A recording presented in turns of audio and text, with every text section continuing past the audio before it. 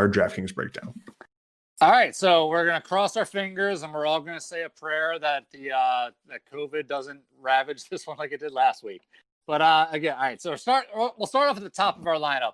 Deiveson Figueiredo, 9,000. We just talked about him. This is an obvious pick. I believe in him. I believe in his power. I believe in his finishing ability. Like, this is his time. And like, again, I'm praying that this fight doesn't get canceled because I think this guy is going to cash out for just huge points on DraftKings. Next up, 8,900. I can't believe I'm saying this. I'm putting Tisha Torres in my DraftKings lineup. Like, I don't know. I may just be too hyped up about how awful our opponent looks, but when I see someone as unskilled and as fraudulent as Sam Hughes, it's very difficult for me to not pick a veteran like Tisha Torres. Like, historically, not a huge DraftKings scorer, but if she can't get a finish over this girl, she can't get a finish over anybody. But little do you know that it's the season of Hughes, because like right now, Home Alone 1, Home Alone 2, Christmas Vacation, John Hughes wrote all those movies. For all we know, this is his daughter. All right, fair enough. I have no facts to back this up. Okay, all right, that's fair enough. Next up, 8,800. We're going Sergey Spivak. Look, styles make fights, and Spivak's opponent seems almost tailor-made for Spivak to get in close and to go to work on him. Like Vandera, just too slow, too ineffective, and just I can't see him doing anything to keep Spivak off of him. It's heavyweight MMA, which means more finishes. I like Spivak for the win, which means I'll like him most likely for the finish.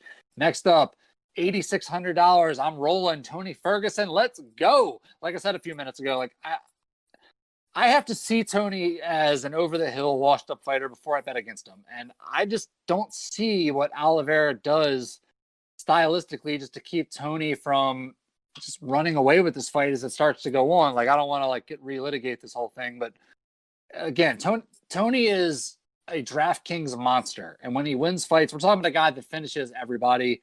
If he's going to win, it's most likely going to be by a finish, and I like him for the win. So therefore, again, I like him for the points. Next up, $7,700. We are rolling with Gavin Tucker.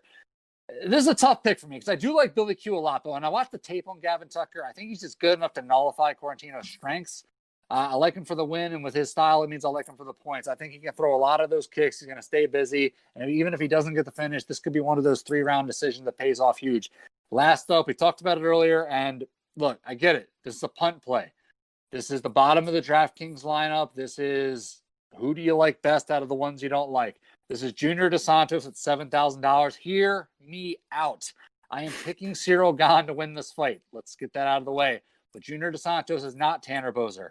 JDS is not Dontel Mays. And is it possible that we are just overhyping Gane? Look, I don't know. What if he starts getting boxed up and it turns out that he can't fight back? I said all this before.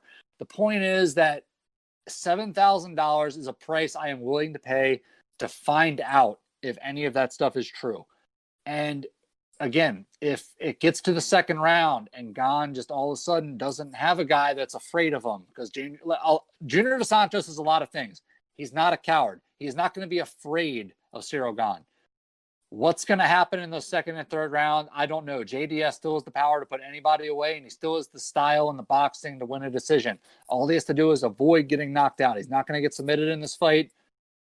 $7,000. I'm here for it. So one more time, just going over it. Deiveson Figueiredo, Tisha Torres. God, it sounds so bad saying. Sergey Spivak, Tony Ferguson, Gavin Tucker, and Junior Dos Santos. Let's go.